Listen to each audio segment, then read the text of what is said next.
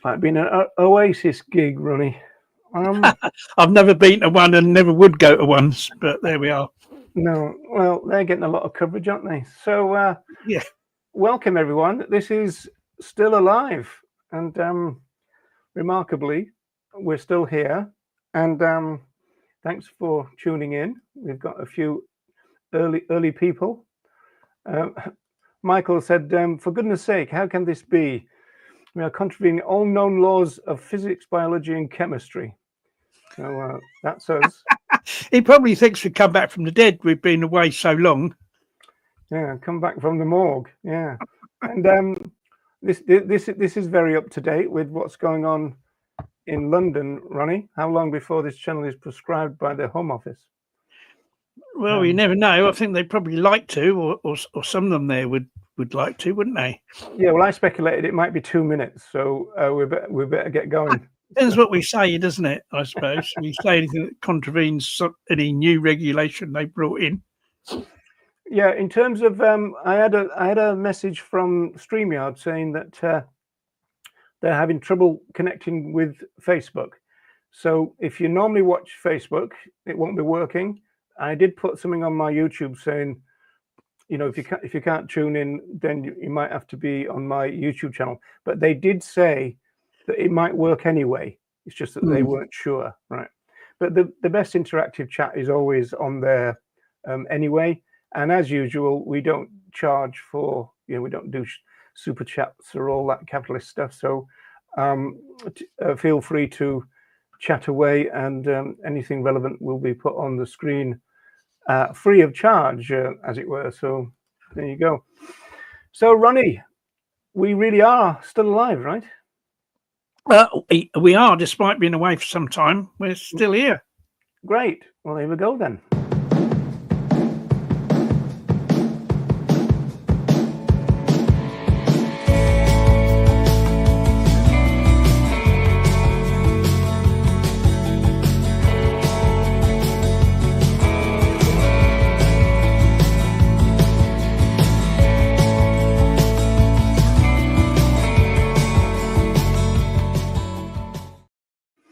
Not seen that for a while, Ronnie. No, it brings back memories. Memories, yeah. So this is actually quite a serious one, because we realized in the week that we hadn't really talked in depth about the show trial that we were both involved with. You in particular, in the sense that you got 10 years for it. I got 4. Now we did the kind of jailhouse vegan thing where we were just kind of telling funny stories, really, but they really did try and shut us down as an organization. So which is a weird thing in the first place, because the ALF really wasn't an organization, was it? No, it wasn't. It was just a form of action, really, to be honest. And you kind of joined it. Yeah. Alive and kicking, indeed. Hi, Joe. We are indeed. And so, where should we begin with your phone call? Do you think? Well, I think there's a lead up to it. What it was I was the ALF, you know, the sort of national ALF press officer, and you were the sort of regional press officer for the north of England, weren't you? You twisted my arm. You forced me into it. Forced you to be the press officer because it was so much. There was so much going on, so much ALF action at the time that I was finding it too much to handle, and so I thought of setting up kind of regional press offices, and we set one up in the north, which was you, and there was one in the Midlands for a while as well. And that there was for a while, and then there was this dispute between the guy that was the Midlands press officer and some of the local activists, and so he kind of he gave it up. He gave up the job. Well, that might be an interesting place for me, because I was eventually persuaded by you to be the northern one, and so I kind of set myself up as a kind of specialist press liaison contact type thing. So I just put all my details out in the movement, and so I would often come home and just find that the answer phone had been triggered, and it was an ALF cell who had carried out something. And so I would jot down all the details that they told me, and then contact my press contacts and just pass it on. And then it was their job to find out if it was real or not, because I didn't know. Yeah. Is that how you worked as well? It was mostly it was the other way around. It was mostly the activists would contact the media, would normally call the press association, and then the media would contact me. It was so it's kind of the other way around. I had very little direct contact, like from activists in that way, where they'd call me and tell me what they'd done. I always encouraged them to contact the media themselves. Just call the press association. There's a bit in the animals film which is exactly that, isn't it? There's a bit of footage of battery hens being liberated, and it's got a voiceover from the, what did you hear? A press association, PA, yeah? Yeah, the press association, yeah. And they left it like code word and all that kind of stuff. Yeah, we had this code. Our group had a code phrase which was "human tyranny is being overthrown." That was how they would recognise that it was a genuine message from the ALF. Yeah, keep it simple. Well, anyway, your phone call. Go on. Yeah. So anyway, what happened was this would have been. So we had an office in Hammersmith, press office. Which I shared with the it was a joint office between the ALF press office and the ALF supporters group, and I ran the press office side of it. And I got this phone call. This I think it was early in 1986, asking me to go to Sheffield. Could I meet somebody at the Sheffield railway station on a particular day at a particular time? Because there was some important information that needed to be given to me, sort of in connection with the press office. So I thought, yep, all right, then this just seems very mysterious and unusual. But I got a train to Sheffield. And a lot of people making that journey who never came back, Ronnie. Well, yes, yeah. I mean, I kind of didn't come back from Sheffield for quite some years, but that was a little bit later. So I got off the train, and there was a couple of people there to meet me. So hello, Ronnie, and sort of introduced themselves. And I got taken to this. To a flat in Sheffield, and there was a few people sitting around a table, and they said, "Well, look, we're sort of local ALF group here, and there's something we want to show you, because as a press officer, you're going to get calls from the media about this, and it's just so you understand what it is and what it's all about." And what they did was this guy brought out a cigarette packet. It was a packet of 10. I forget what brand of cigarette it was. It was there were no cigarettes in the packet. Something else. The black one. The black John. Yeah. It was like a black. The packets were black, like flip top black. A packet of 10 cigarettes, but instead of cigarettes, it contained there was a watch face, there were some wires, there was some firelighters, and some match heads. I think were in this, and a battery, all sort of very neatly arranged within this cigarette packet.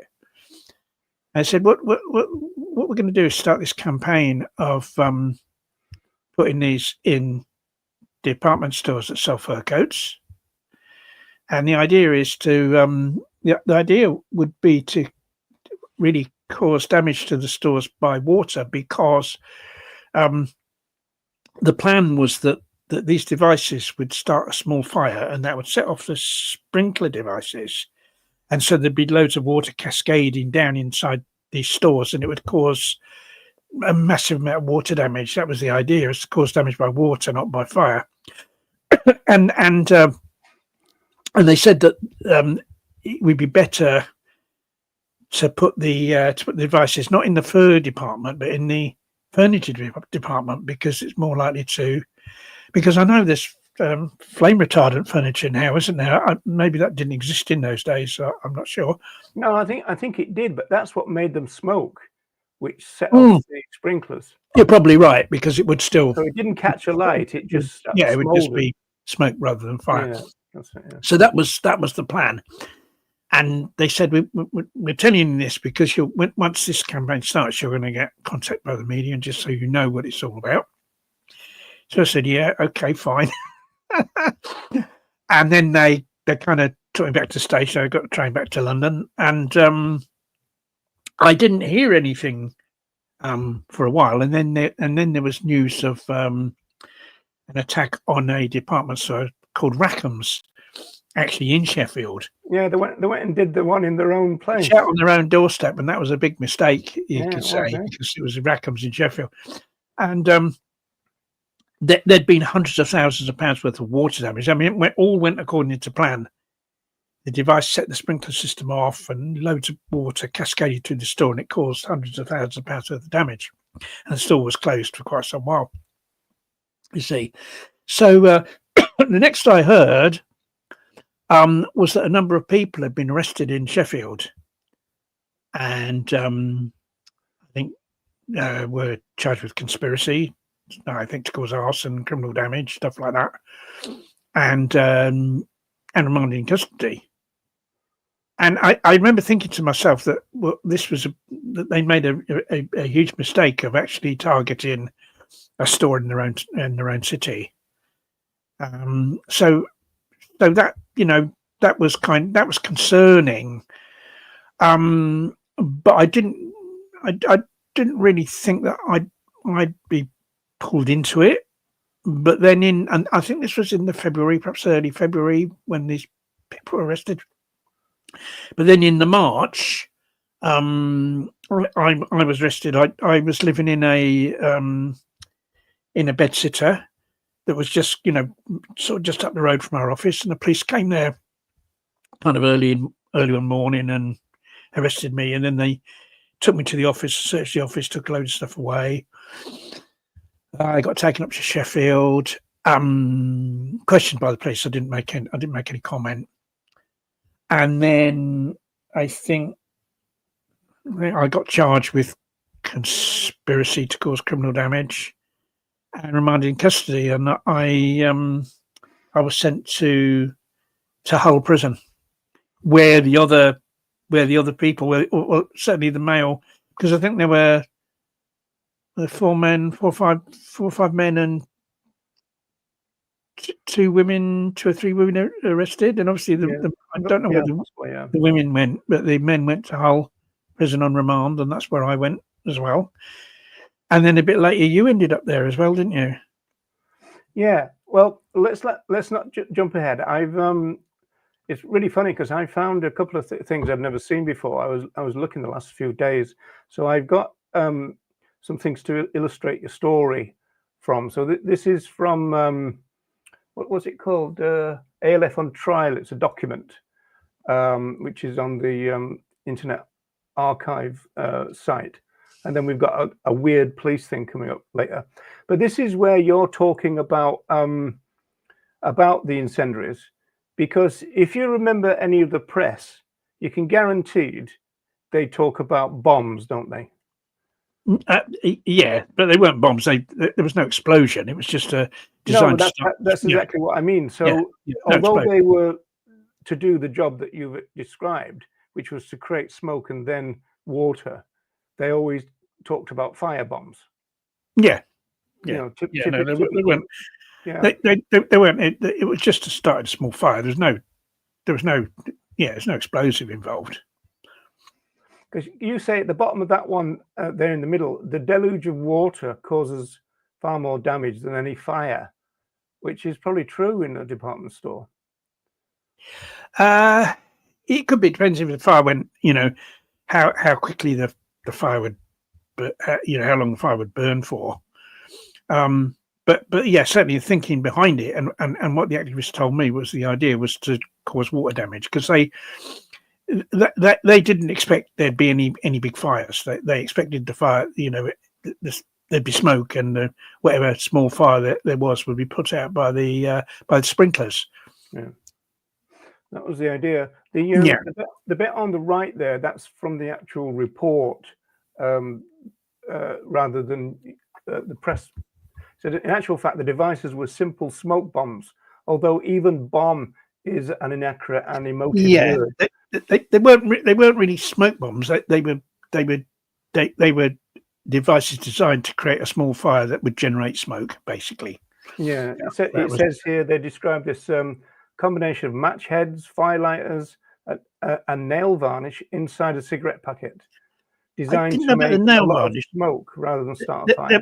There was a watch in there, because what would happen is there'd be timed devices that would be set to go off in the early hours of the morning, and somebody would go in the store during the day and plant one of these devices, maybe down the side of a sofa or something like that, in the veggie department, and then I think when the hands came together of the watch, at whatever time it was, that would create a circuit, and then that would set off the match heads, and they set off a firelighters, and that, I think that's how it was. It was connected to a little light bulb, but they'd taken the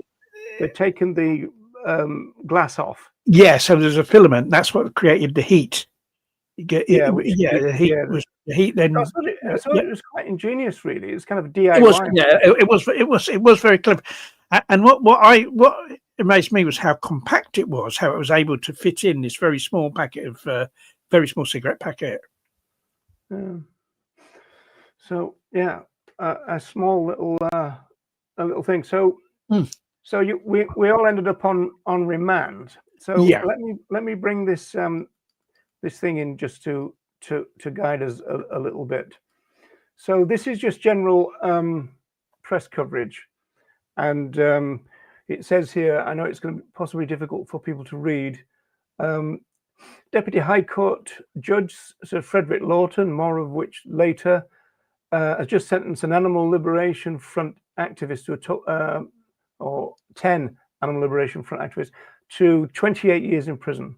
The people convicted have been taken from the courtroom to the cells below, and there was a thing about the fact that I think you're supposed to have said that'll do or something, or that's all right or something. Yeah, that's all right. Well, I mean, we are jumping ahead to the end of it, but what happened was I was when I was on remand, I got visited by a barrister. I was due to have Michael Mansfield as my representing me. All right. But he Keir Starmer, Ronnie. Yes. I don't have a reason to like Keir Starmer, to be honest. But he was involved in a murder trial, so he couldn't. So there was this guy called Ronald Waite that represented me. Well, he came to see me at some stage. He came to see me in prison, and he said, "Oh, I've been, I've had a quick look through the papers," and he said, "I think that you need to be ready for this." He said, "I think you could be facing life imprisonment." So, right, great. He was cheerful then. Oh yeah, he came to cheer me up. Yeah. And then anyway, he came to see me again a couple of weeks later. He said, "I've had a chance to look at the papers more, to read through them properly." He said, "I think I was kind of it's going to be double life now, a little bit on the harsh side with that." And he said, "Now I'm thinking more in the area of 15 years." You see. So, of course, I'd gone into the trial expecting to get 15 years. So when I got 10, it was a result. So I think I said, "Oh, that's all right." I think I said when I was sentenced, because I was actually relieved to get 10 years, which seems strange. But if you're expecting 15 years, you get 10 years. It is a relief, isn't it? Yeah, it's a bit of a result, but it's also the barristers tend to say that, so you feel good about them, that they've done a good job. I've learned that subsequently, because I was told that you were going to get 15 and I was going to get 10. Yeah. But there's a bit of a story about that. a little later in terms of my thing. Let's go back to the structure of the ALF, because it was really weird that they called you the general. I was a lieutenant or lieutenant, depending. Yeah, and you were supposed to be foot soldiers and this kind of stuff. That's right. I mean, when the prosecution, there were actually 12 people on trial altogether, because two got acquitted, and 10 were convicted, and we got 38 years between us. But when the prosecution opened their case, that they sort of made out that it was like the army. I was a general. There was these various lieutenants, and then there was like the foot soldiers, and that's how they kind of, that's how the prosecutor sort of explained it to the jury. It was like some kind of military type organization. Yeah, if only they knew the truth. Whereas like the ALF wasn't at all like that. It was like, you know, very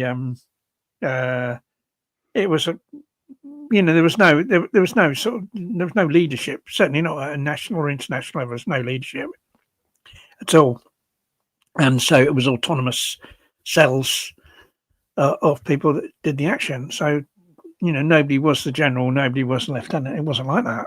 I think there's two ideas. That they either put it that way so they could understand it, or they put it that way so the jury could understand it, because they needed this kind of hierarchy.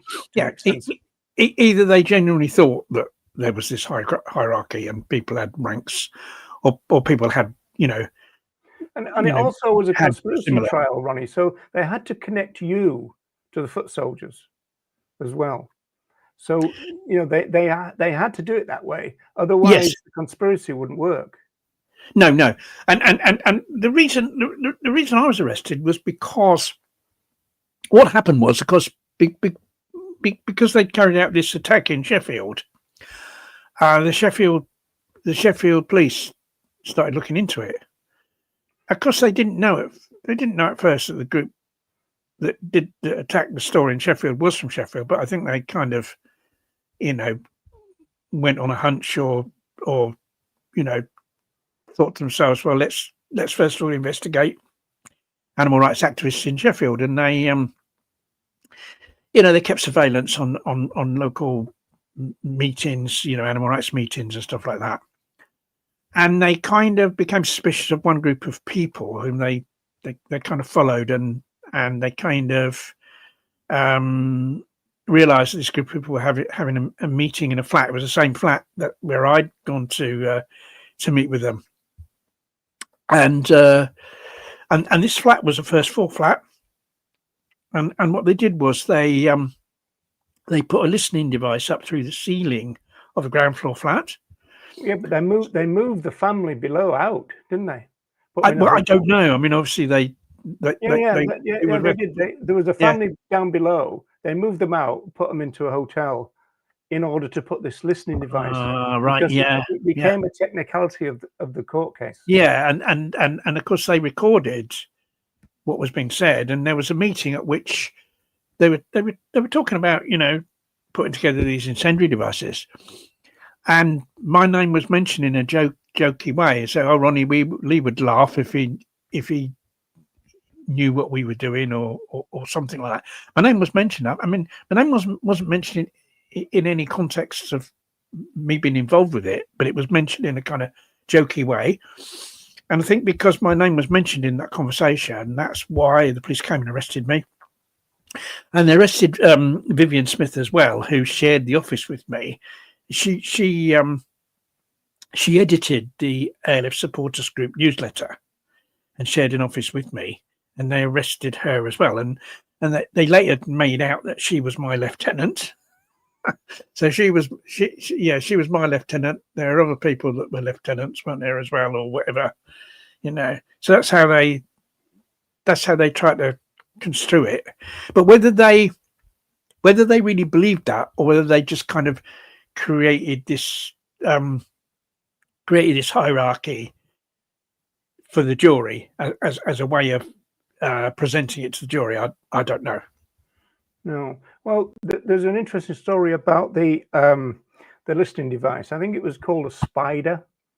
and it was just attached to the ceiling, and it was kind of hanging down a little bit, with the listening device pointing to a hole that they'd created. Right, so they had to then drill through the floorboards above from below, right? And so then there was a technical argument in court about whether the audio evidence would be admissible, because the defense was trying to argue that it was procured through burglary, because the tip of there was this big argument in court about, did the tip of the drill bit go into the bottom part of the carpet? And that is the living space. Yeah, what it would have done, wouldn't it? Yeah, and so they kind of said that it did, and so then the defense said, well, therefore that is an act of burglary, because if a burglar puts their tool, as it were, through a letterbox, say, for example, that is burglary. That could be painful, couldn't it? Yeah, well, it's seen, which you and your little stick, but it's seen as an extension of you, right? And so that drill bit was seen as an extension of the people, and the people were from the MOD, because it was a top secret listening device that had just been made. Because do you remember when they came to give evidence about it, the guy from the MOD didn't want to say anything about it because it was so top secret, right? And so there was an argument between the judge and the guy, and he's going, well, look, I don't want to say anything, you know, kind of state secrets and all this kind of stuff. And he was kind of, this is my court, you'll damn well answer my questions and all this kind of stuff. Yeah. So there was a big Barney going on, and then they put the court into camera, which means that all the public and all that have to go out, and they just got the bare kind of skeleton of people left, like defendants, barristers, and so I think even the solicitors might have to go out. You know, they stripped the court right down, you know, to try and kind of keep the secrets and all that kind of stuff. So that was quite interesting.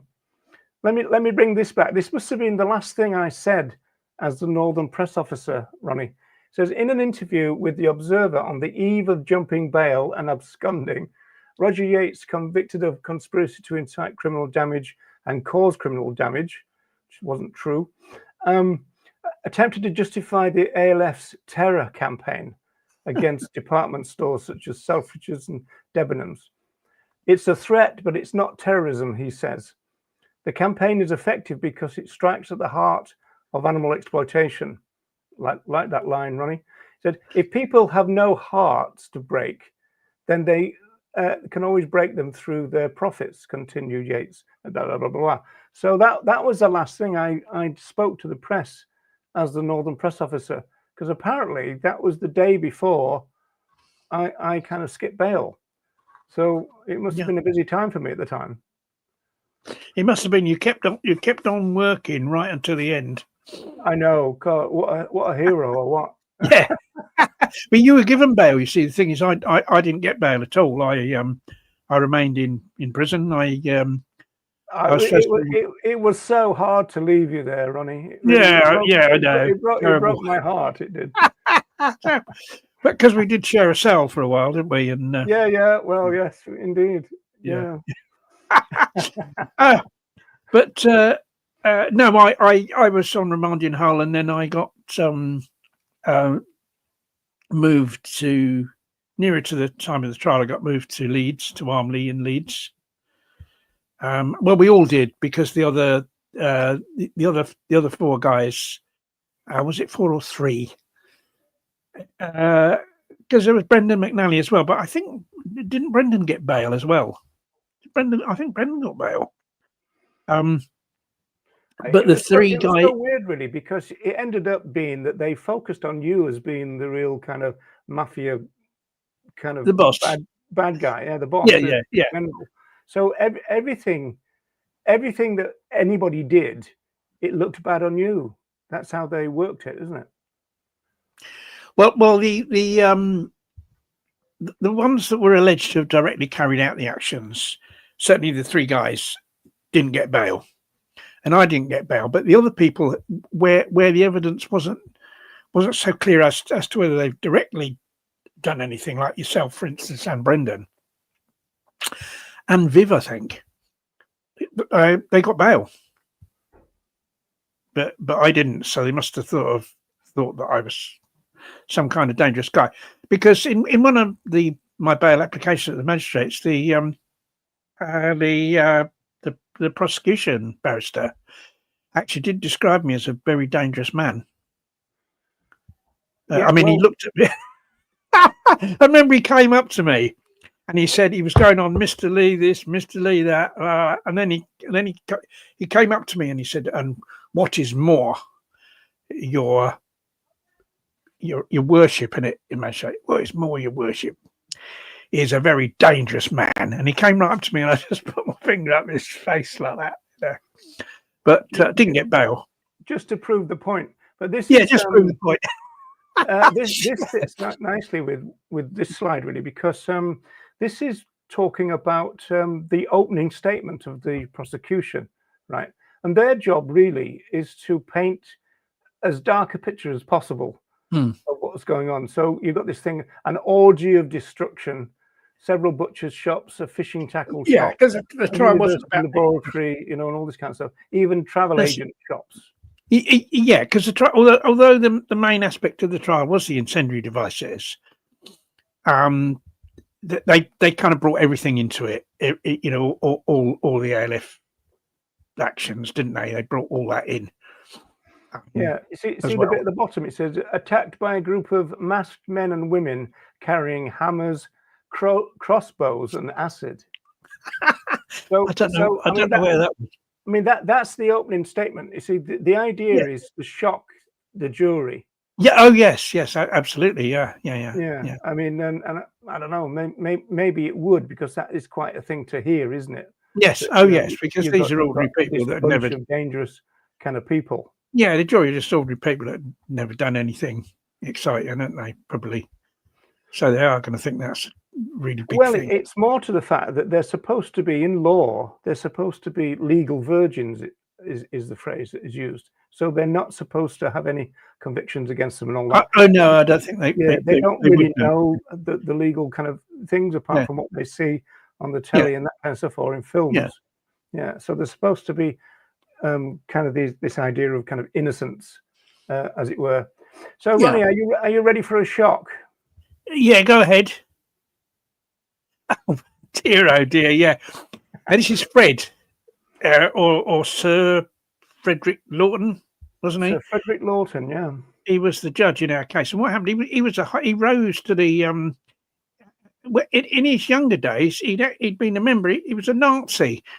He'd been a member of the British Union of Fascists, I think, maybe before the First World War, an organisation. He was going to stand for Parliament. He was going to stand for Parliament, British Union of Fascists. It was run by a guy called, was it Edward Mosley? Oswald. Oswald Mosley, yeah, he's a fascist, dressed up in uniform and strutting around and all that, like kind of admired the Nazis and Hitler and all that. This guy, this Lawton, he was a member of it, Nazi. Now when he started on his judicial career, he kind of resigned from them, but that doesn't mean he changed his views. He just, in order to progress in the judiciary, probably wouldn't do him much good to be a member of a fascist party, would it? So, I don't know. It'd probably be the highlight of the CV, if you ask me. Yeah. So anyway, what happened was he rose to the heights of judiciary. He was like a high court judge and everything, like hearing big appeal cases and all that. And then he retired, and they brought him out of retirement to hear our case. They thought, all these dangerous animal liberation people, we better bring a Nazi out of retirement to judge them, make sure they get long sentences.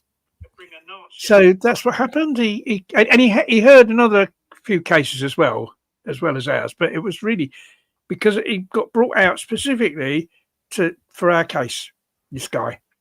Yeah, so the report says that. It says Deputy High Court Judge Sir Frederick Lawton, one-time member of Oswald Mosley, British Union of Fascists, was brought out of retirement, especially to handle this case. Yeah. Throughout the trial, he took great delight in doing the prosecution's job better than the prosecution did. And there's a couple of examples that I remember. I don't know whether you remember this, Ronnie, but there's one bit where in Viv's stuff, there was a sociology book about terrorism. So it was like a sociological analysis of terrorism. I mean, this was the time of the, IRA and all the rest of it. And so there was this book, which I don't know whether she used during an academic course or something, but he obviously took a big interest in that and tried to make the most of it in relation to swaying the jury. So he used to have this technique that he would, because of the way the court works, that the judge knows what's coming next, right? And so the police officer's there and he goes, "Oh, and we found this," waving this book around. And then the judge kind of feigns kind of innocence. "Oh, I've never seen that before. Hand it over," kind of thing. And then he starts reading bits out, really kind of incriminating bits in order to sway the jury. And he was really good at that. And I think that's what they're getting at when he said that he did the prosecution's job better than they did. Yeah, although a book like that, it's nothing to do with it. That doesn't prove anything as to whether Biv was involved in, no, it's just that they could throw the T word around. The thing is, this is the problem with conspiracy trials, that they can throw all stuff like that, a load of stuff into it, and I hope that it kind of sticks, or it kind of like makes people look bad, so they're more likely to be convicted.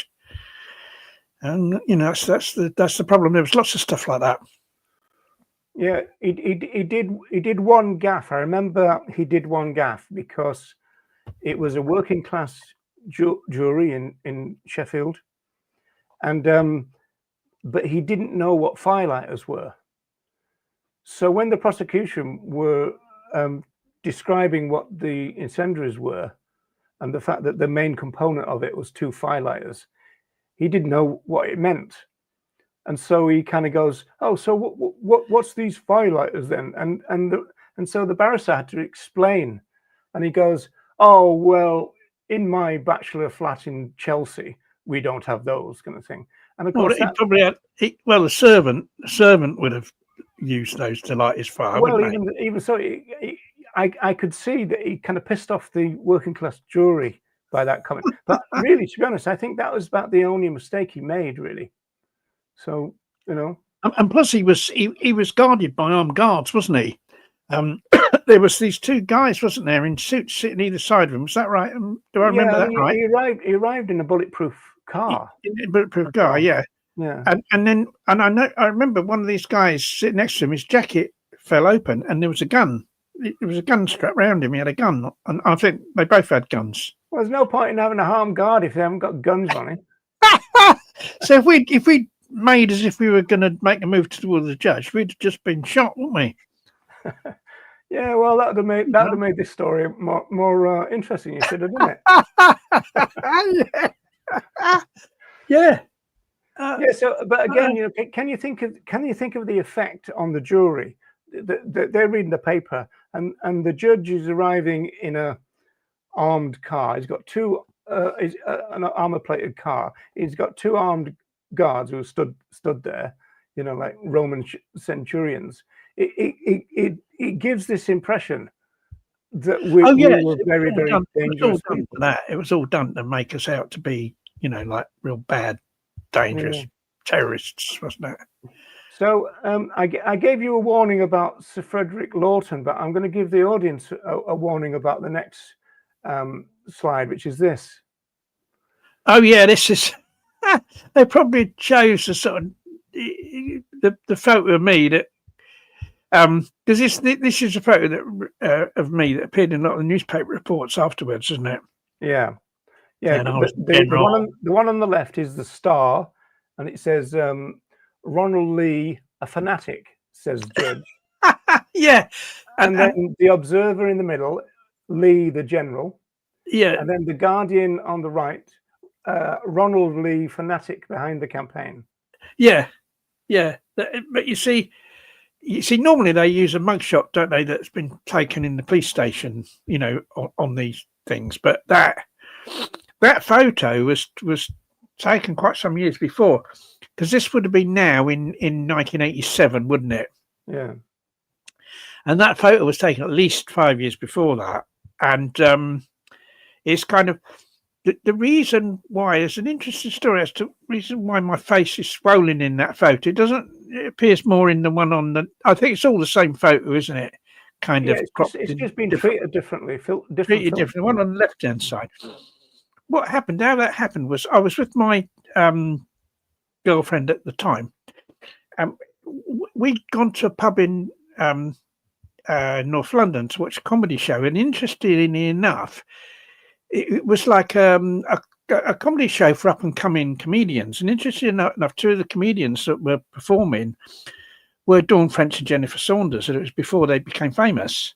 Right, well, that's just an aside, really, because what happened was before we, I think before we went in there, I parked the car, and there was an ambulance, one of these ambulances that's used to kind of transport people with disabilities and stuff like that.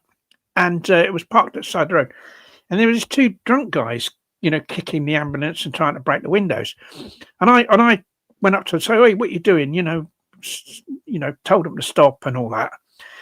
And they kind of came staggering up to me, and they're throwing their arms about and everything. And I just sort of pushed them away, and they went off.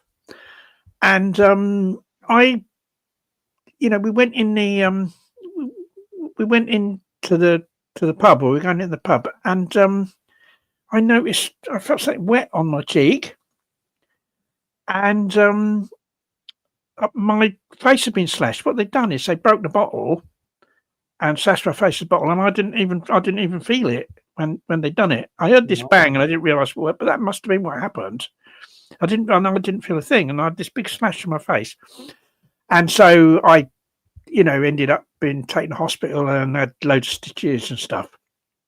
Well, and that's what adrenaline can do for you, Ronnie. Yeah, and so so for quite a while after, my face was swollen, but I ended up actually getting £2,000 compensation for that from the Criminal Injuries Board, and funny enough, it's a police officer that helped me get that, because they initially didn't want to give me any money, because they said that I was a person of ill repute because of my previous criminal record. I'd already been in prison a couple of times for ALF type stuff, and so they didn't want to give me any money, and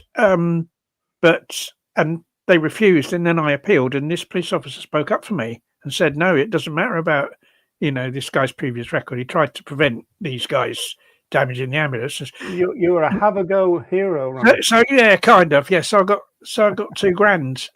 I got £2,000 for that. So that's the story of why my face looks. Well, I called that last slide the three Ronnies. Yeah, I got three Ronnies.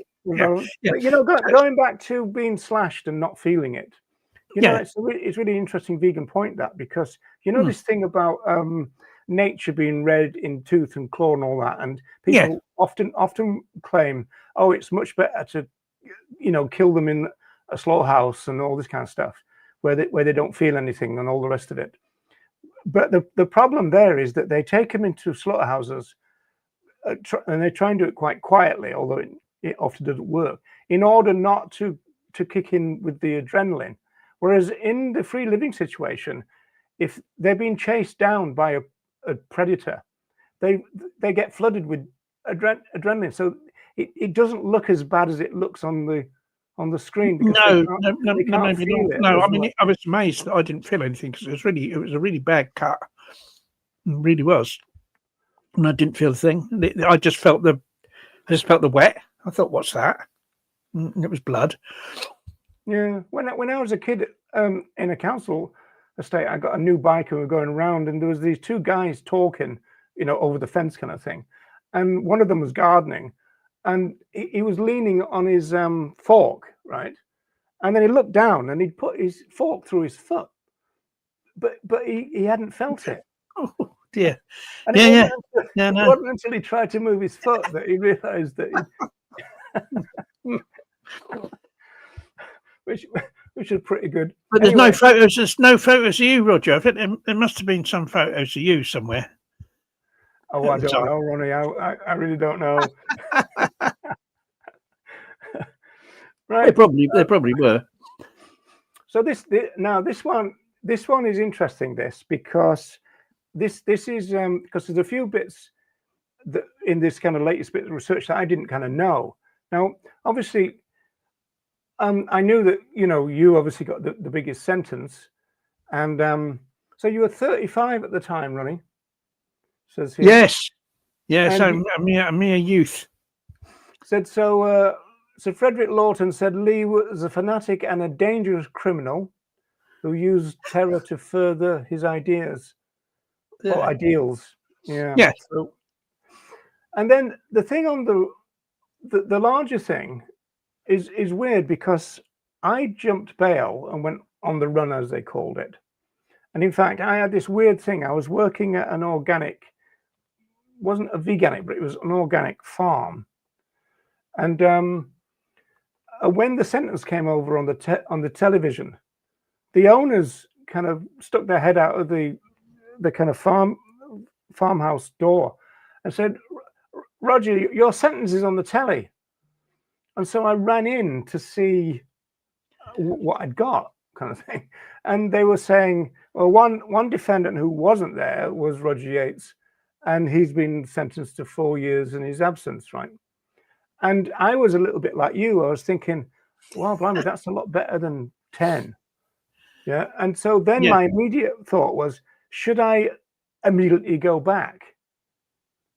Because then I would have been able to probably be put in with you and Brendan and all that kind of stuff. Initially, yeah. But I kind of didn't do that. But what this report is saying, and this is something I didn't realize until recently, is the fact that they were bringing the court case to an end.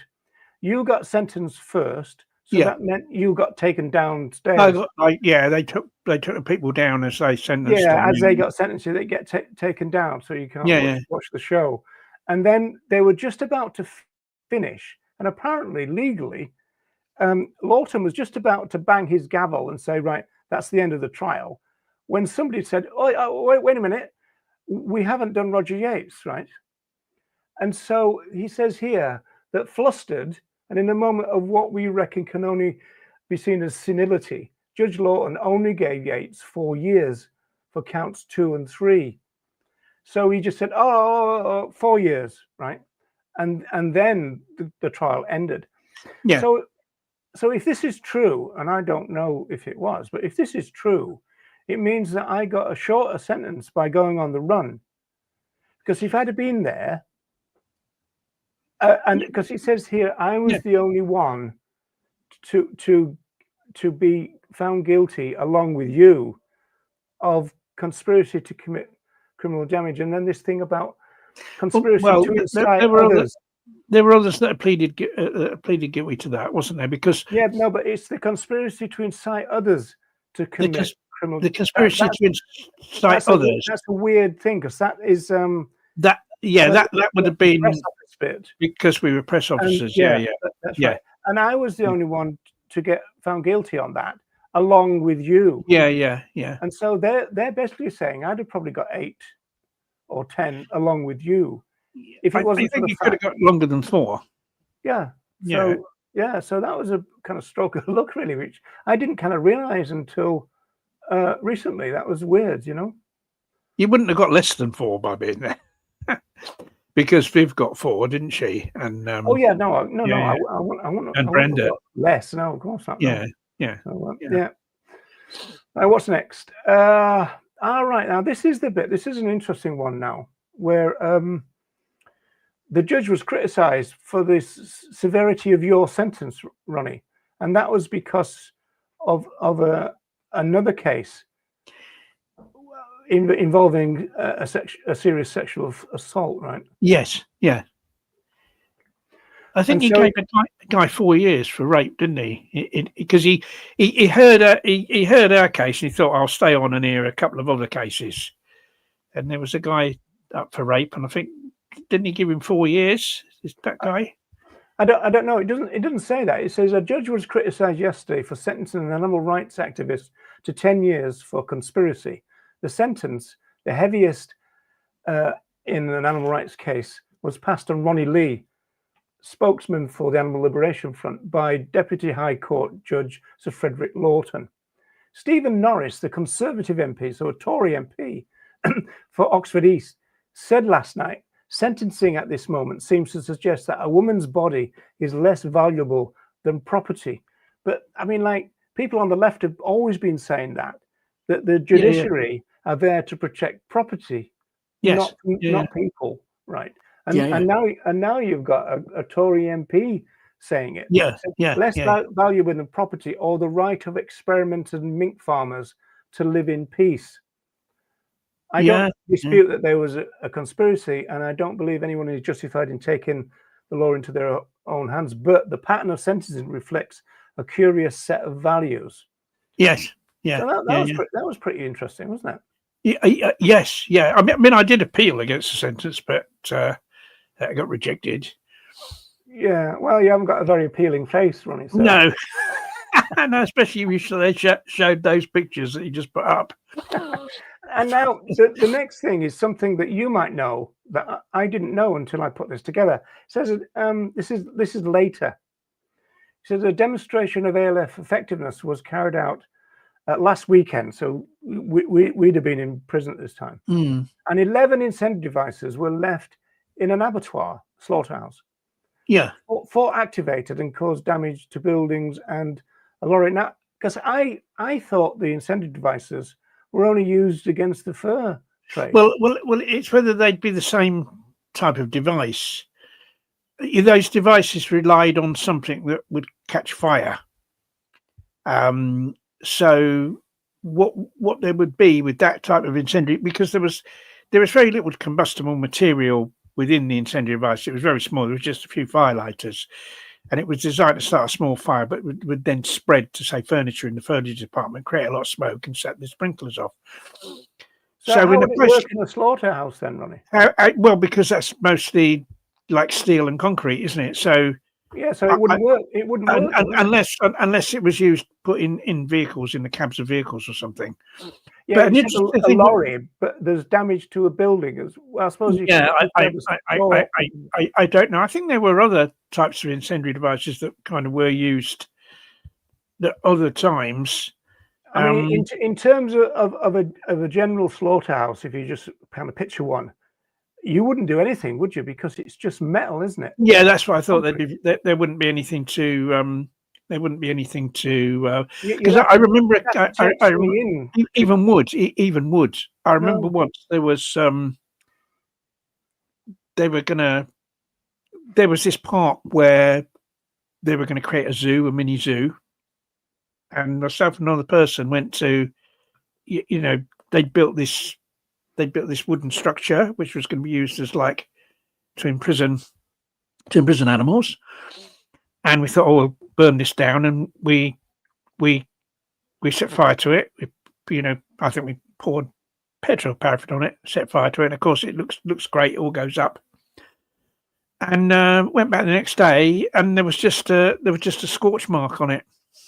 Yeah. Because there wasn't enough material there to even wood. It doesn't kind of burn like that. You've got to kind of create the heat.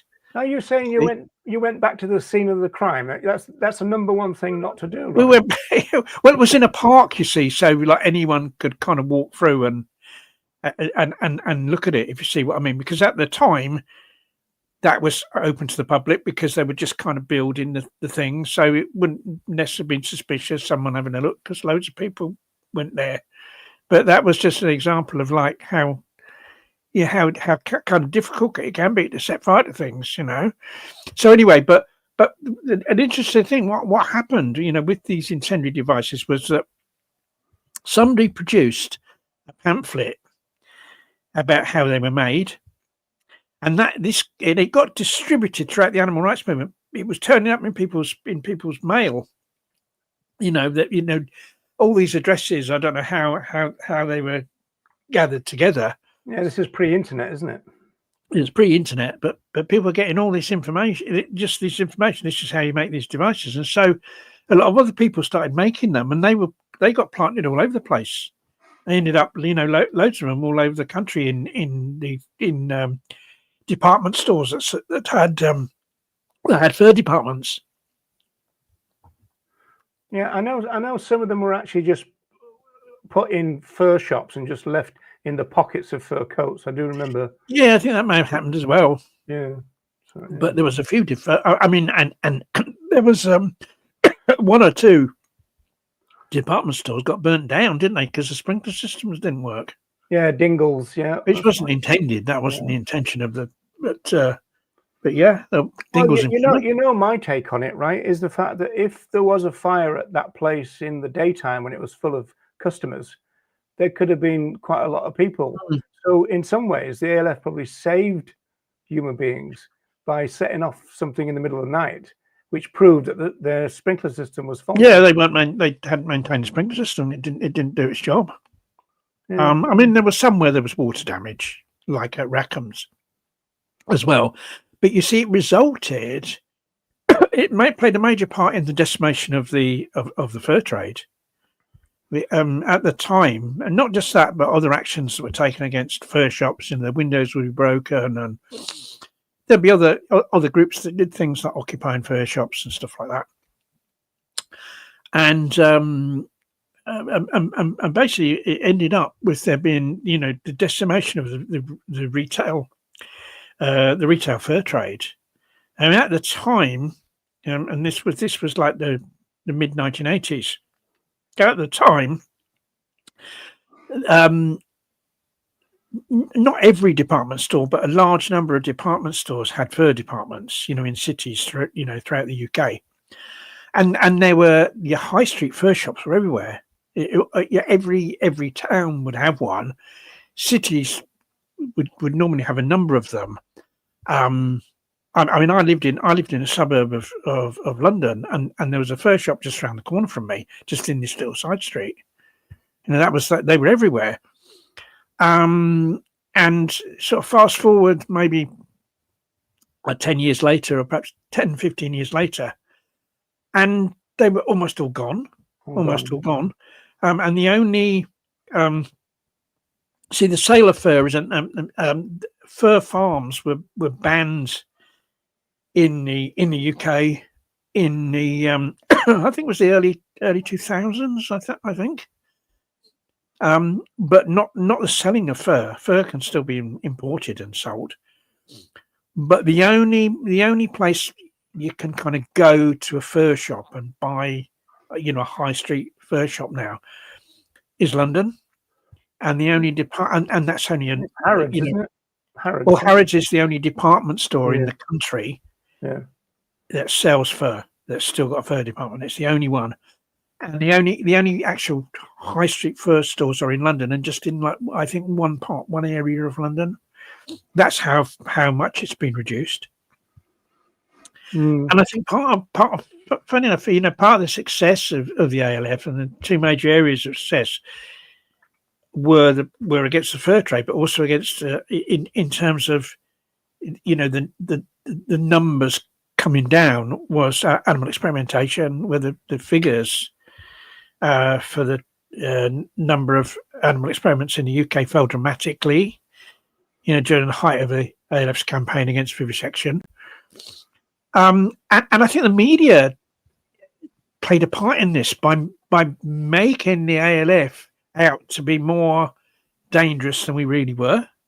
All this stuff about terrorists and stuff made up about, people having weapons and all sorts of stuff. It would have struck terror into the hearts of these people. It didn't help the movement, though, did it? Because groups like Animal Aid attacked. Yeah, I mean, yes. I mean, it kind of caused, there were other groups, animal advocacy groups, shall we say, that, that kind of turned against the ALF because of that. They didn't like the damage. They were all right when the animals were rescued, and they'd be happy to use those photographs, happy to use photographs taken inside places by ALF activists. But then they condemned it. Everybody loved the pictures of beagles. Everyone loved it. Yeah, everyone loved that. Yeah, but the damage, and it was the damage that did the real harm. It was the damage. It wasn't rescuing the animals that kind of decimated the fur trade. It wasn't rescuing the animals that reduced the number of animal experiments. It was the damage, and it was the fear generated in these characters by the media's portrayal of the ALF. Someone doing animal. There's one exception, isn't there, where is if you removed some individuals who were in a kind of breeding program in a laboratory, and so you ended up with generations of particular strains. Yeah, you could. You could. I think yes. I mean, that can have an effect, but normally, how they would look at the animals would be in financial terms. If you went to a place and say rescue some beagles, then really what you're doing is causing the loss of the value of those dogs, the financial value, what they could sell. They'd have to buy more to replace those. If it was a breeding place, they'd have to breed more to replace those. And that's the loss you cause them, whereas you could cause massively more financial loss to them through damage. Yeah. And I want to finish off about the success of the ALF and get your thoughts on this, because in some ways the success of the ALF was the reason why they did this kind of clampdown.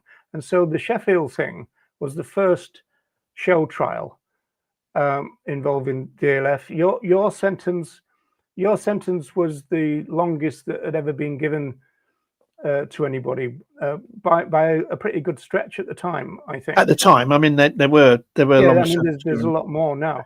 But Ronnie, I don't want you to get big-headed now, because your paltry 10 years is nothing compared with Gary Yourofsky's 77 days. So don't get any ideas that you had a bigger sentence or anything. No. In fact, that was one of the impulses for doing this, because the past few weeks I've been sick of hearing this thing about, I've been in the trenches, I was there campaigning for 18 years, I had to have 11 years off because it was all getting to me, and I walked away from the animals for 11 years. And I was thinking, yeah, all right, mate, but some people have done a lot more than that, and you're one of them.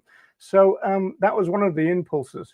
But in terms of the trial, and the fact is that eventually we must have caused enough trouble for them to go, look, we're going to have to shut these guys down. Right? Yeah. You see, I kind of, I think that might have been the thing that came upon them gradually. It's really interesting that about a year or two before, I mean, the evidence against me was kind of largely based on stuff they found in our office, in the ALF press office, stroke supporters group office, and on stuff that was published in the ALF supporters newsletter, supporters group newsletter, that they traced to me. Because there was stuff in the newsletter that kind of was inciting people to cause damage and stuff. It's quite blatant, because the supporters group got away with it. They'd been publishing stuff like that for years and nothing had ever happened, so just carried on doing it, And I used to write articles in the supporters group newsletter under the name of Captain Kirk. At the time, I was a big Star Trek fan, so I used to write these articles under the name of Captain Kirk. When they raided our office, they found one of these Captain Kirk articles in my handwriting. So they said, Lee is Captain Kirk. So all these articles under the name of Captain Kirk have been written by Lee. And so that was, part of the evidence against me, that I was inciting people to go, to cause criminal damage. And it was stuff like that, stuff they got from them. But the interesting thing was that a couple of years before, might have been less than that, there'd been a raid on our office by one of the police forces in the southeast of the country. I forget exactly which one. because they'd been arraigned by the Southeast Animal Liberation League, where they'd taken a load of documents from a laboratory, and the police were searching for these documents. They thought we might have some in our office. So they took a load of stuff from our office, and then, some months later, just returned it all, and nobody was charged. And yet the same material then, maybe a couple of years later, was taken by the same sort of material taken by the Sheffield police and used as a basis of, the prosecution against me and against Viv. And I think what happened is, I don't think I'd have ever been arrested if I hadn't been mentioned in that recorded conversation between the activists. When they recorded, kind of tipped them off. Yeah, it kind of made them, put me in the frame, sort of thing. And it was they only mentioned me in a sort of joking way, because I don't think they knew. All do that, Ronnie. Yeah. Yes. But so this idea that they were actually out to get me from the start, I'm not sure it's true. But I think as they kind of worked through it and looked at the material and all that, I think, the idea probably, they probably formulated the idea of, like, can we use this to, do real damage? Yeah, to there would have been some liaising, because from a chronological point of view, obviously the bigger a conspiracy gets, the better it is, because, it means the sentences are going to be higher, more and more people are going to be involved. And what tends to happen is that they kind of focus in on somebody, and then they move outwards until the conspiracy breaks down, which kind of like suggests that's why the number of people that we had there was about 12 in the end. But yes, you were seen as a central character, but you wouldn't have been at that position right from the start, which is what you're saying. What they would have done is they would build it up, then they'd have probably gone to the prosecution services and say, well, look, this thing in Sheffield, we can actually get the main man in London. You go, we'll do that then. That's what they'd have done. But it didn't actually stop anything, because the ALF was a decentralized organisation, or lack of organisation, and so it just carried on. I mean, obviously putting those activists in jail stopped them from doing their action. It stopped me from doing action, because I used to do stuff as well. I wasn't, although I was a press officer, I did used to go and do stuff too. So that put me out of action, and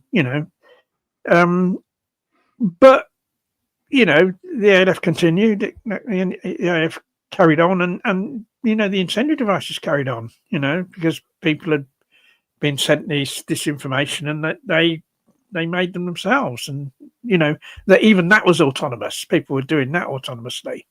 Yeah. Well, we've got a few questions that I want to run past you, Ronnie. I've been keeping my eye on it, although I've neglected it a little bit. So sorry about all that. So Deb has asked a few questions. Ronnie was arrested because of his presence at the meeting. So talk about that meeting that where they bugged it. Why was I arrested? Well, that's an interesting question. I suppose it was just that I was caught as the conspiracy got wider and wider. And I was kind of, compared with you, I was fairly peripheral, really.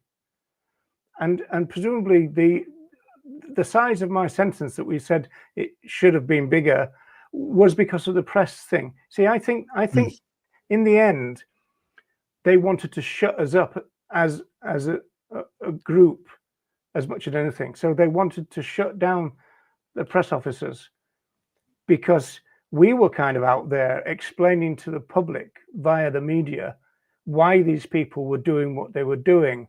And I don't think they wanted that. It was more important to them in the end, I think, to shut me and you up rather than catch the, but both obviously, but they wanted to shut us up. Yeah, and also the to, I think, take down the ALF supporters group. And they kind of succeeded in that, in a sense, because I mean the supports group newsletter had to change radically after that, and could no longer contain anything that incited any kind of criminal activity. And I don't know what, I mean, it's still going today, I think. But I know that what they were having to do was get a barrister to look at it to make sure that it was, there was nothing unlawful in it. So that did limit what was in the sports group newsletter. That's never been the same since then. And the ALF press office became a sort of almost a poison chalice, because the guy that became press officer after me, Robin Lane, he got sent to prison as well. I think he got 9 months, not as long as me, but he got sent to prison for being the ALF press officer. And then nobody wanted to be the press officer for a number of years. And then Robin Webb became. I wonder why. Well, because they did try to, they did try to put Robin in jail as well. I think he was on remand for something, but he was acquitted. It was a dangerous job. It doesn't exist now, the press office, because obviously ALF activities. In the USA, a press office, isn't there? And maybe one in the because it's strange, because the hotbed of ALF activity was the UK, and probably more specifically England, I suppose. Well, Jerry Vlasic is still doing the press office. Yeah. But what's happened now is because of for various reasons, and I think a big reason over here for the decline of ALF activity is surveillance. I think the UK is probably the most surveilled state in the world. All the surveillance cameras and all that, and so it's so difficult to do things and get away with it. And that's one major reason for the decline of ALF activity here. Well, it's weird you say that, Ronnie, because it's kind of like you can't get away with it unless they want you to. For example, there was one time, well, I was on restricted bail and I wasn't allowed to move around very much. But I went from Liverpool down to London. I ended up with the SEAL crowd looking at a laboratory and stuff. And in the depositions, which I want to talk about later, in the depositions, it said that they'd followed me there and back. The police special branch had followed me there and back. But obviously, they hadn't arrested me for breaking my bail, so they wanted to find out what I was doing. Yeah, it was more important. It was more important to find out what you were doing. They did that bit about on a motorway that they follow you from the front. So they come off at a junction, and if you don't, they then come back on again behind you, and then they overtake you again, and then they come off at the next one. So that's how they can kind of follow you. So that kind of happens. There's a question here, Ronnie, from Deb. Do you think your barrister did a good job, or as good a job as possible? I kind of think, I think he did. I didn't really have any qualms about him. He was involved in a scandal, my barrister, Ronald Thwaite, in that. I think this might have been after. This would be after my court case when I was in Leeds after having been sentenced. He was very kind of prim and proper and tall. He was very. He had an affair. He had an affair with a woman in the court. I think.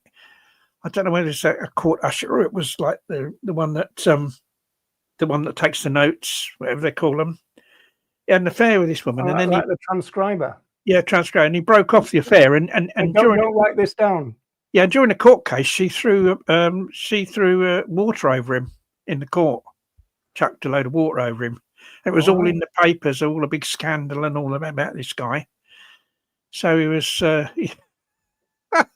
Well, my solicitor, not the barrister, but the solicitor, because what happens is you go to a solicitor and they appoint a barrister, and my solicitor was Rhys Vaughan, who was kind of really well known as probably the most radical solicitor in the country, and luckily he was in Manchester, so we were going at one point we were going to Rhys Vaughan thing every month or so, because it was a SAB thing or an ALF thing, a NOW thing. There was just loads and loads of stuff going on, because you kind of forget how full on it was.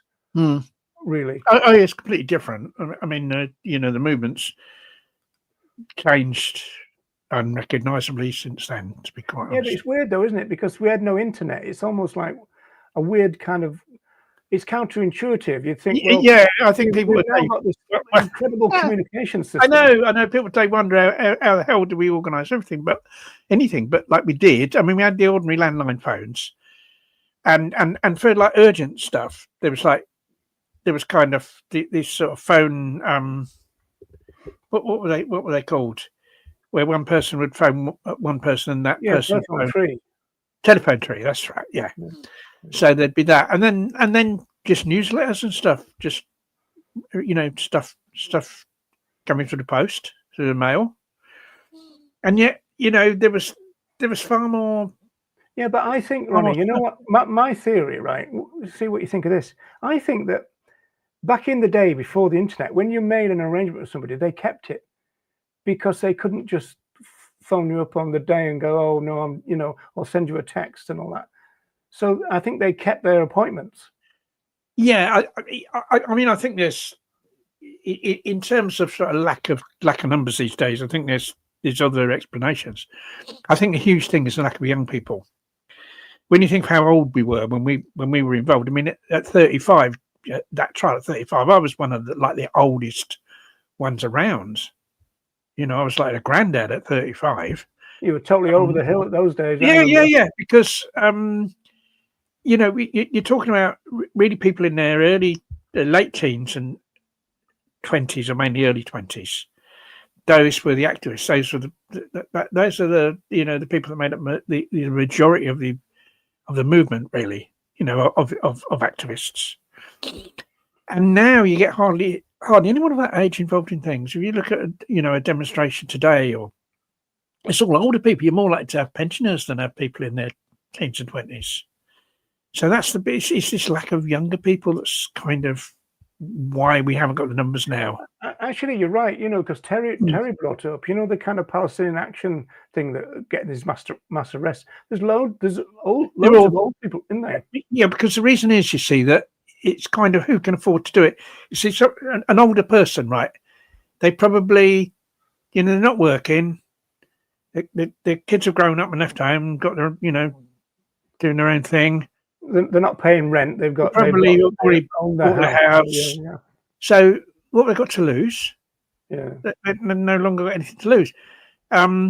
It's back to that Thatcher thing, isn't it? The genius of Thatcher was to sell people their own council houses, which then put you on a mortgage. So if you went on strike, you could lose your house. Yeah. When you were a council tenant, you couldn't do it. It kind of all started with Thatcher, because it's this idea of like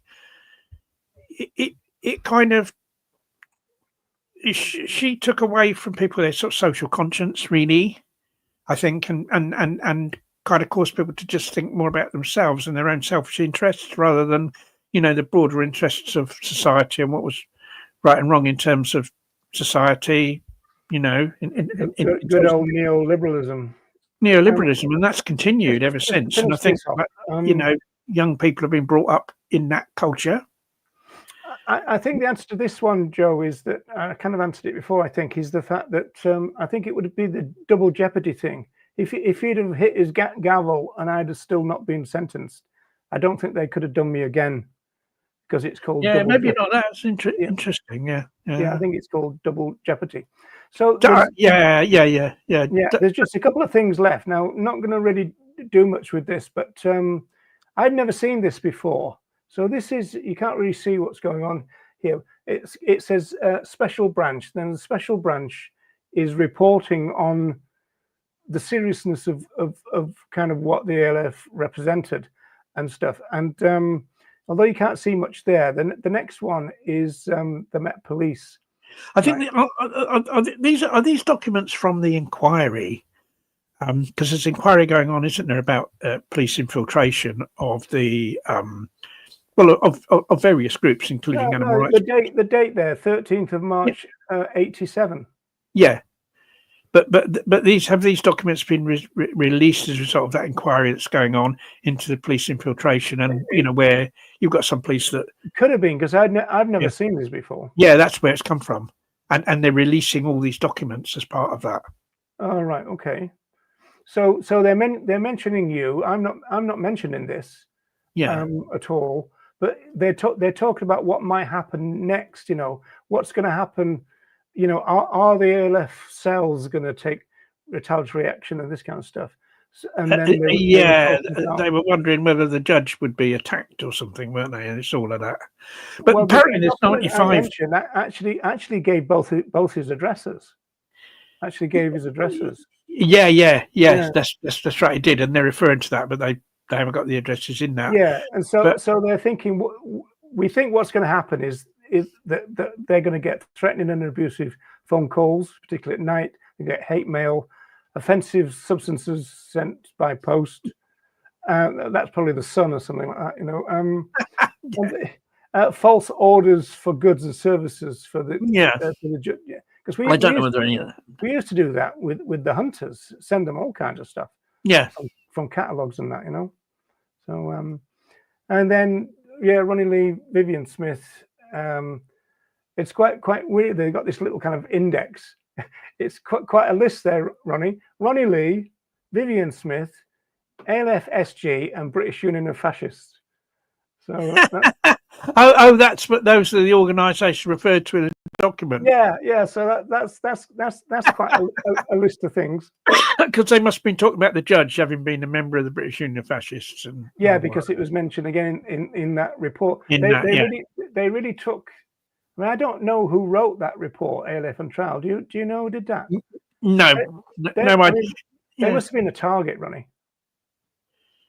I'd have thought so. I mean, I'm not even sure. I think I've seen that document before, but it was a long time ago. Yeah.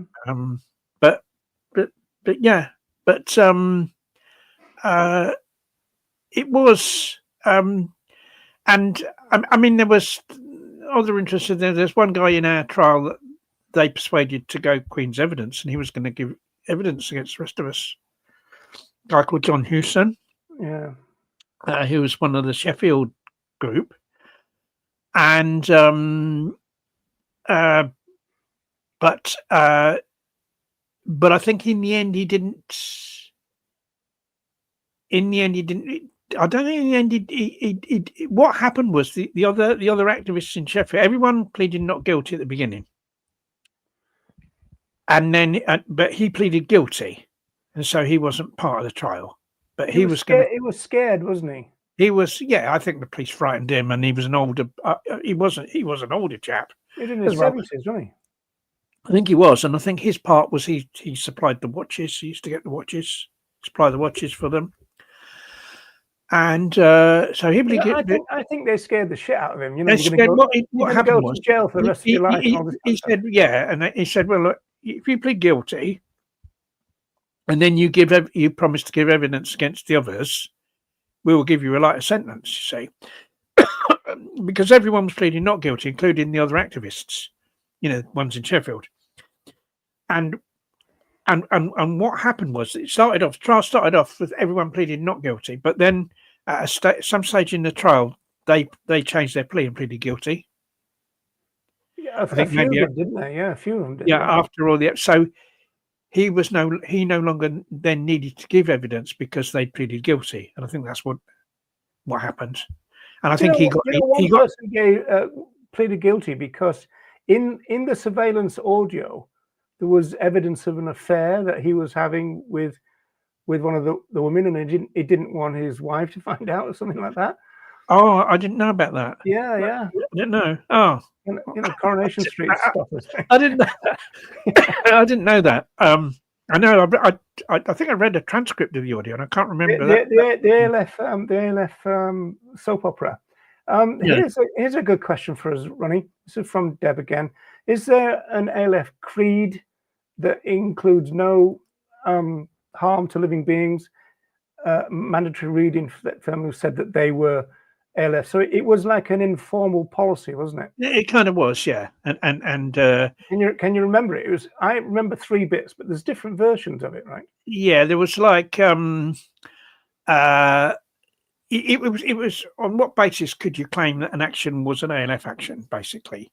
Because really, ALF was a description of a form of action more than anything else, and the sort of philosophy that went behind it, and if people adopted that, then they could say they were ALF, and so it would be the causing damage or rescuing animals. That would be the action, and then it was that you take great care that no harm in the action, that no harm was done to any living being. I think that was one of them, wasn't it? That was one of the well, that's what created the breakaway with the Hunt Retribution Squad and the Animal Rights Militia, yeah, wasn't it? That's right, yeah. Because the ALF had a kind of no violence policy. Yes. So I remember it being 1, rescue our fellow animals from places of exploitation; 2, cause economic sabotage; and 3, no action should harm any life, human or otherwise, or otherwise, or whatever. You know, it kind of was that. But there were different versions, though. But you see, it was one of the reasons why the ALF became so widespread and so successful. Because say the ALF had adopted a policy of violence, say ALF had gone round beating people, killing people, stuff like that. We'd have never got the numbers. We'd have never got the people becoming involved in it that we did. No. It would have stayed really tiny. Very few people would have wanted to get involved in that. But because it struck a kind of level of like, it was damage, it was harming these industries, but it kind of it didn't progress into sort of physical violence. People felt able to become part of it, and I think it was just that balance that enabled it to grow. In the early years, we got loads of good press, didn't we, as well? So, well, yes. I mean, prior to the ALF, the ALF itself began in the summer of '76. But it's really a continuation of another organisation called the Band of Mercy, which was formed in 3 years earlier. Don't say that word. Yeah, I know. It was a name of that was given to. There was a number of RSPCA youth groups that were called Bands of Mercy back in the 19th century, and some of them were actually involved in direct action. You know, I think there was one group, Damaged Guns, belonged to shooters and stuff. And we wanted to revive that. We were struggling for a name to call ourselves. And we thought, we'll use that name, revive the spirit of that group. And that's why it had that rather strange name, which was changed because it didn't mention animals and sounded rather religious. But it was when I was involved in, with the Band of Mercy, and myself and another guy was sent to prison. We tried to destroy a vivisection laboratory that was being built, and did some other stuff. And the headlines of the Sun called us non-meat martyrs. Because we were. I think I was vegan, he was vegetarian, and it was all about what great guys we were. We're trying to destroy this animal torture lab, and it was all in our favour. All in our favour. Front page headlines of the Sun. And then fast forward a few years, and we were the worst terrorists in the world, Oh, yeah, number one hate list. Because I think what happened was they realised that the threat, there was just a couple of guys trying to destroy this laboratory. The newspaper thought, well, what line do we take? What line is going to be most popular with readers of the newspaper? Okay, we'll make these guys out to be heroes. A lot of people don't like animal experiments and all that, so we'll do that. But then when it kind of carried on and got bigger and became a threat to the vivisection industry, which is a very powerful industry, closely related to the pharmaceutical industry. It's big businesses, big corporations. And so because we're a threat to all that, the newspapers then changed their tone, because they're part of all that as well, aren't they? Well, it was back in the day when there was genuine kind of independent investigative journalists. I mean, all journalists and politicians have been are on Israel's paybook now, so it's completely different now. There's no it's completely different now. Nothing but going on. that's what happened with the media while they changed. Here's a question, Ronnie. Is there still officially an ALF nowadays? Well, there's never really officially an ALF. The ALF was never official in that we didn't have. I mean, the press office had we had an office, ended up with an office, and the supporters group did. But the ALF itself, the activists, no, there was nothing like that, and there was no membership. You didn't kind of sign up and pay a membership fee and fill in a form or anything like that. You just became a member through the action you took. I'm glad you didn't mention the cardboard telephone, but isn't there still people in Europe still using the name, Ronnie? Oh yeah. I mean, the ALF is still active, and it's still active in the UK in a very, very small way. But it's a lot more active in other countries. Like at one time, it was the UK that was, was the most active state in the world, or more specifically, England was the most active country in terms of ALF actions. But now it's not, and there's more ALF activity in other countries than here. Although there's not a great deal anywhere. It's not a great deal. It's massively smaller than it was. Yeah. And that's to do with there's various factors involved in that. Right. Well, we're coming up to 90 minutes, so this might be a good time, Ronnie. I was going to finish off talking about the depositions, but it doesn't really matter. It's not that important. So maybe while we're still alive, we ought to maybe end it. I don't know. Well, I think the interest. There's several things to sort of I think kind of come out of the trial. First of all, it didn't. Final thoughts of the general. Go on. Well, they didn't succeed in smashing the ALF. The ALF carried on being very active for really quite a number of years after that, and people were using those devices for many years after that. So none of that was stopped by the trial, and it was, as I said, I got the longest sentence ever given to an animal rights activist time, but other people have received longer than that since. For the Shack campaign, for instance, some of them received longer sentences than but I did. Even worse, Ronnie, is that they were taken out of the movement, whereas you weren't, at least. No. Some of the Shack campaigners were given these special orders that they were no longer able any longer to campaign against vivisection and stuff like that. Like life. Some of them have got life orders. I think they can campaign on other issues, but I think that was it. I mean, you never hear of them now, do you? Ever? So, some you do. The two main people behind Shack, ended up. The two main people, you never hear of them. They've completely disappeared. It doesn't mean they're not doing stuff quietly. Just because you don't hear what people are doing doesn't mean that they're not active. Yeah, maybe they're just being careful now. Yeah. Yeah, perhaps or maybe I mean, a friend of ours, Sarah Whitehead, who's I think she got 6 years in connection with Shack. She's still very active. She's been very active against the dog track down at Hove. Maybe they're using pseudonyms like Peter Singer or Melanie Joy or something like that. yeah, possibly. It's all the same person. So some of them are still doing stuff. Some involved in rescue. I mean, Tom Harris was involved in Shack. Was sent to jail for Shack. Now he's very active. He's written a book about Shack. He's very active in instigating grassroots. Wants to instigate grassroots groups again and stuff like that. He's very active. Some are, some aren't. No. So what was the longest Shack sentence? 13 years or something, was it? I think Heather 11, I think 11. I think 11 for sure. But there's other people got longer. I mean, Barry Horn got a very long sentence for stuff he did. That wasn't Shack. I mean, that was more sort of ALF type stuff. Yeah. So some have had longer, but it was it was a very long sentence compared with what that I got compared with what I'd gone on previously. It was a big jump at the time.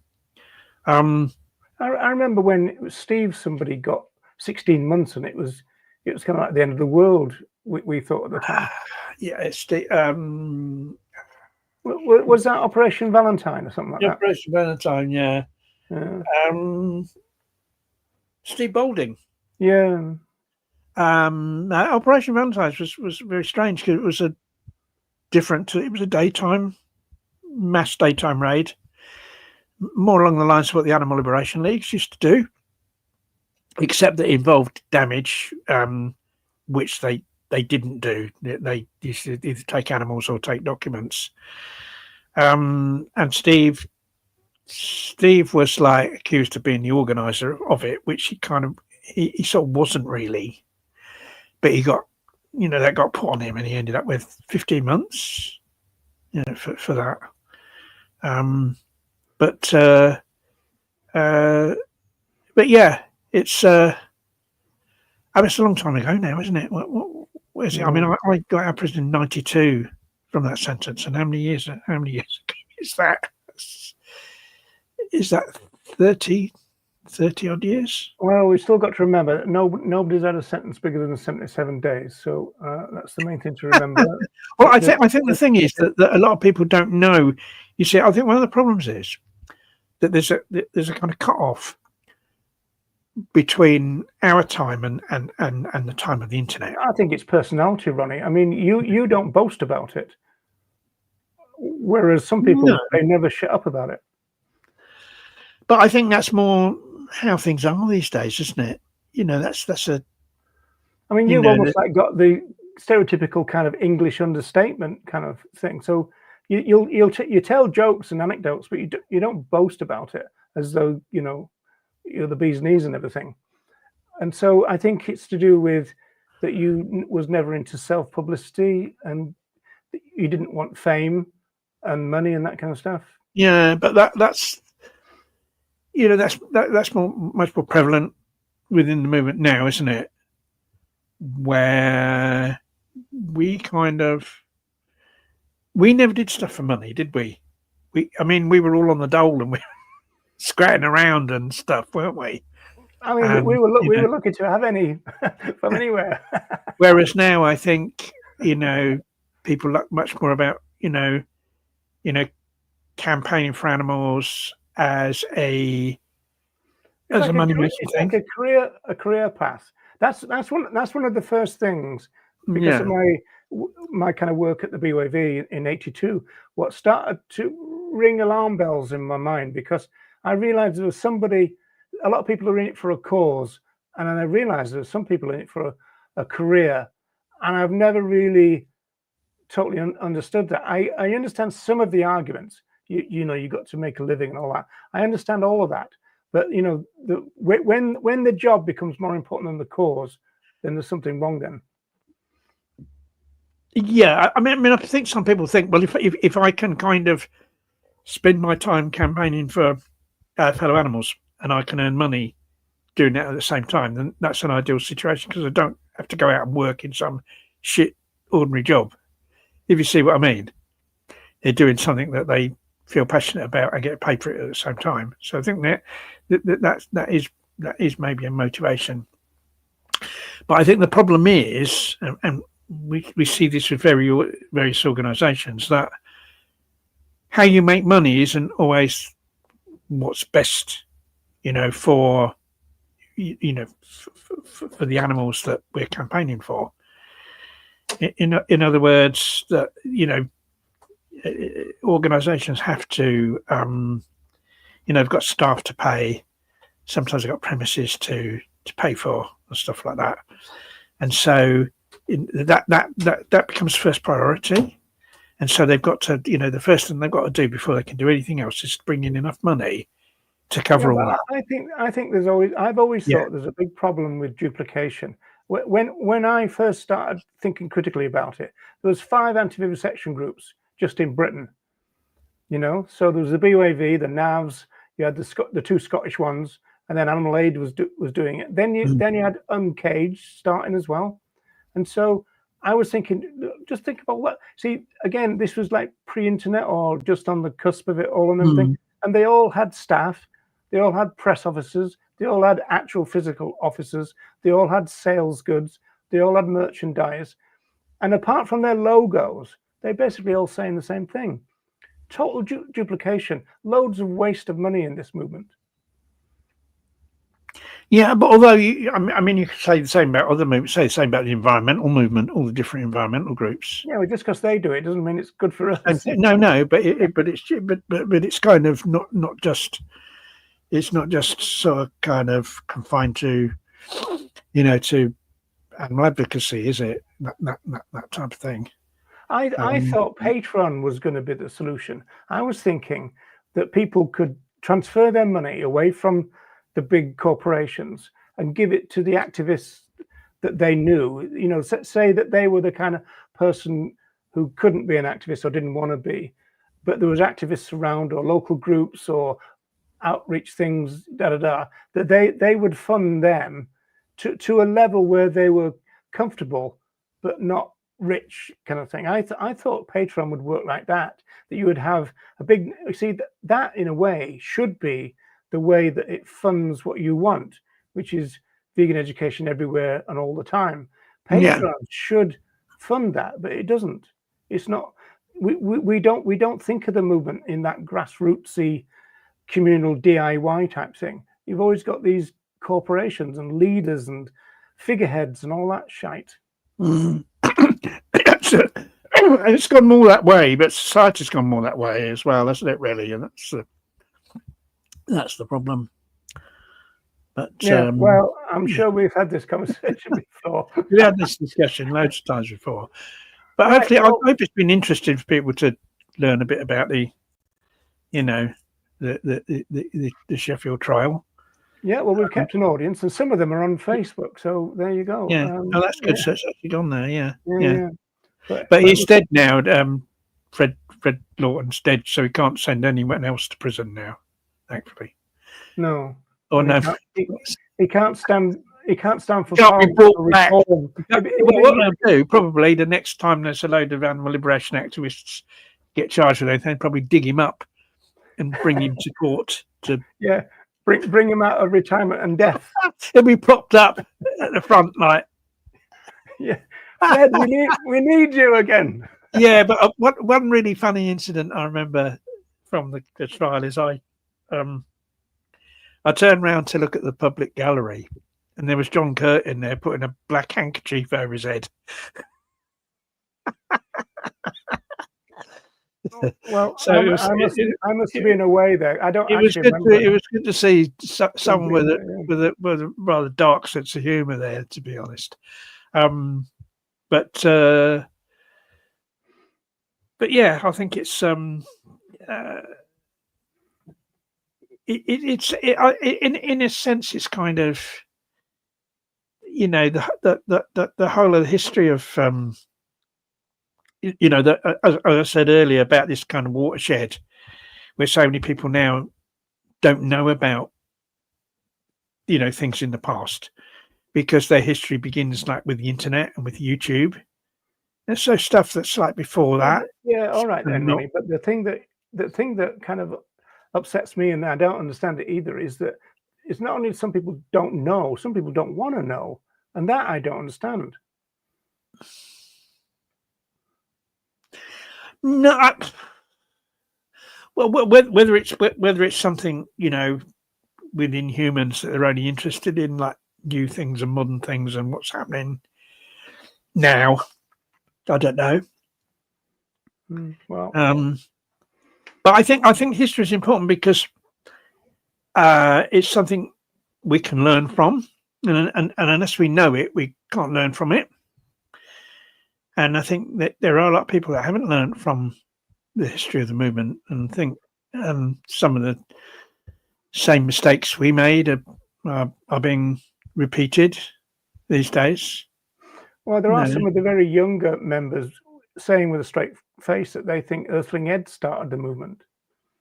So, I mean, if their curiosity level is that shallow and limited, I mean, we'll never get anywhere, will we? No, I think there's been like this kind of if you're looking, say, at the type of campaigning people did, I mean, back in the day that we're talking about, the time of the trial and before that, there was virtually no vegan outreach. I mean, we were mostly vegan. I think everyone that involved in our trial was vegan, as far as I know. But I don't think any of us did vegan outreach, did we? No, and hardly anyone did. All single issue stuff. Yeah. Is there single issue stuff, militant single issue stuff? Whereas there's been a big increase in vegan outreach and people advocating that, and people talking about veganism, like including Earthling Ed, for instance. And I think that's where a lot of people these days are focused. They're more focused on that rather than the kind of stuff that we did. Perhaps that's something to do with it. No, there's a lot more young people. When you look at when they something for us to muse on. Yeah. So Michael said, "Don't leave it so long this time, please, before we another show." In other words, so we'll think of some other theme, won't we? Well, yeah, certainly. There's no point in doing this again. Right. Okay, people. Thanks very much for staying with us, and we will be back. And because it must have been 6 months ago when we did the last one, right? Something like that. The last Still Alive. Yeah, Still Alive. Probably was. Yeah. Probably was. So we will be back, and that is providing, Ronnie. We are both still alive.